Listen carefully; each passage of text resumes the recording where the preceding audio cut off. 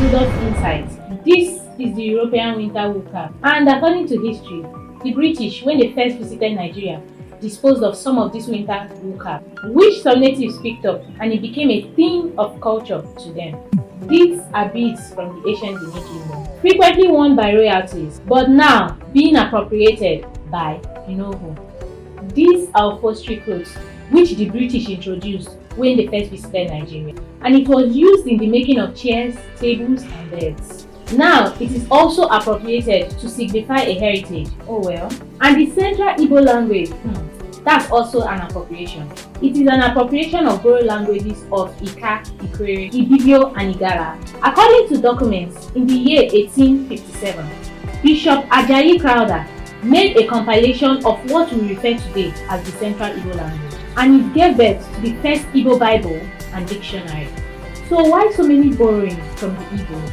Well, that brings us to today's discussion. Who are the Igbos and where exactly is their origin? You see, according to histories and research, there was nothing like a race called Igbo prior before the British came. The British, who are known to deal on slaves, when they first visited Africa, most specifically the area known today as Equatorial Guinea, Papua New Guinea, and some parts of Cameroon, bought slaves from this aforementioned region, and in the course of their travels and movements came to Nigeria.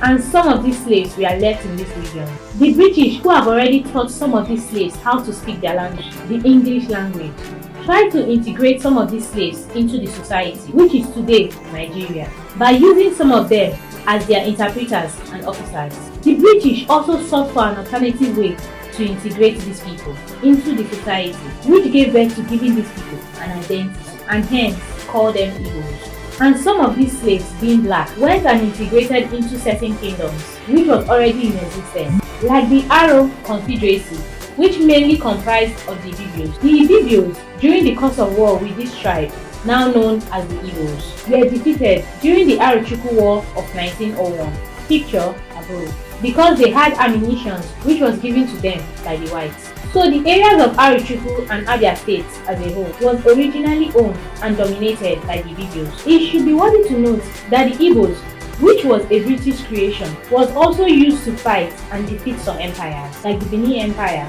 because the whites sent some of these people to fight and infiltrate the Benin Empire. That's a long history, right? Well, we have more. The area today, known as Anambra State, was originally owned by the Igalas, who were natives to this land. And places like Onitsha were originally owned by the ancient Benin Kingdom, who ruled those lands. Well, my best bet is, the same fate that befell the Ibibios also befell the Igalas. The areas today, known as Enugu and Ebonyi State, was originally owned by the Igalas. So the question is, are the Igbos indigenous to any lands in Nigeria? Well, I'll leave that to you to answer. The Igbos, who were originally made up of British slaves from Equatorial Guinea, Papua New Guinea, and some part of Cameroon, invaded the Ibibios and took their land. It wasn't enough. They also invaded the Igalas, infiltrated the Benin Empire, Ebonyi, and Anambra from the Igalas, who were indigenous to these lands. We have more. They went to war with the whole Nigeria during the Nigerian First Civil War, popularly known as the Biafran War, to take the entire country, which was resisted by the entire country. But the Igbos has not still stopped at that.